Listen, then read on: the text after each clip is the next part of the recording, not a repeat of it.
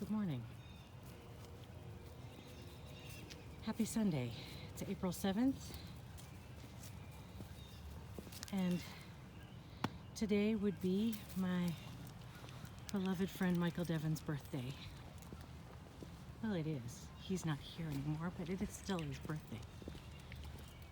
He left the planet in 1991, and yet his presence is still so close. When I woke up this morning at 5:30 in a complete panic because an assignment for my statistics class was due last night at 11:30, and I thought, oh, I forgot to submit it.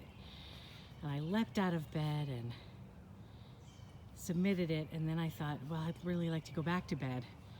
And I heard Michael's voice say, oh, would you just stay up and do your homework? Would you just get it done, Rachel? Michael, of all people, knows that this class is not my gig.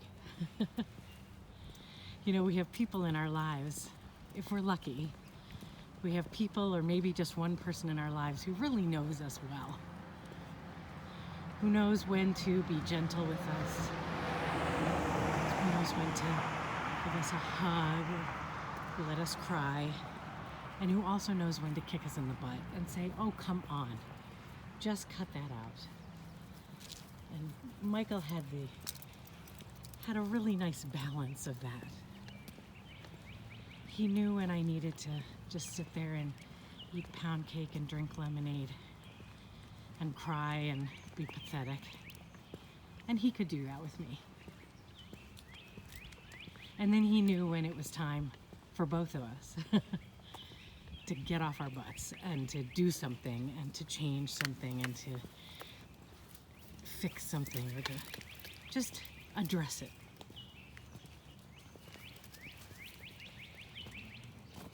He did that with me, he did that with himself.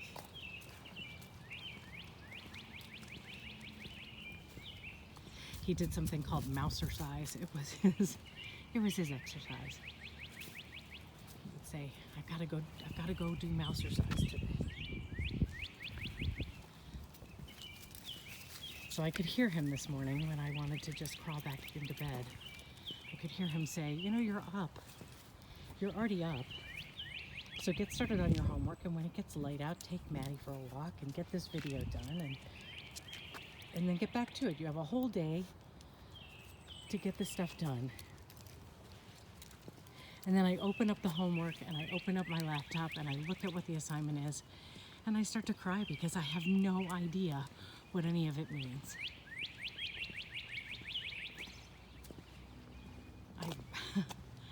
I'm amused when the teacher makes comments like, this should make everything clearer, or this should make everything easier, or now that you have this, you can do this. And I look at it and it might as well be hieroglyphics. It makes absolutely zero sense. And what makes it worse is that I don't care. What I do care about is doing well, is showing up and doing the best I can. And so I hear Michael saying, well, then just do that. Don't just throw up your hands and cry, and don't go online, don't go on Facebook, don't go to YouTube. Stay with this. Stay with it, Rachel. Do your best. I hear Michael cheering me on.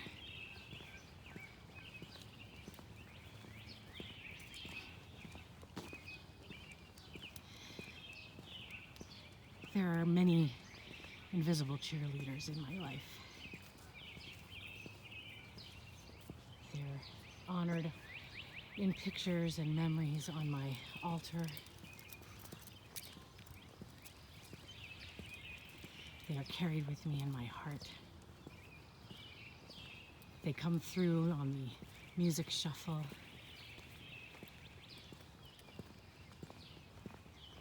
They never let me think that I'm alone. They never let me forget that I am loved and I am supported. And I'm also blessed by cheerleaders who are still living, who also never let me forget that I can do this. And so Whether you have one person like that, or 2 people, or 5 people, or 10 people, or 100 people. It doesn't matter. The number doesn't matter. What's most important is knowing that there are people or a person out there who's cheering you on. And if it's me, if I'm that person for you, then thank you for letting me be that person. Thank you for letting me do what I do best. Not statistics and not math, but this. I do this best.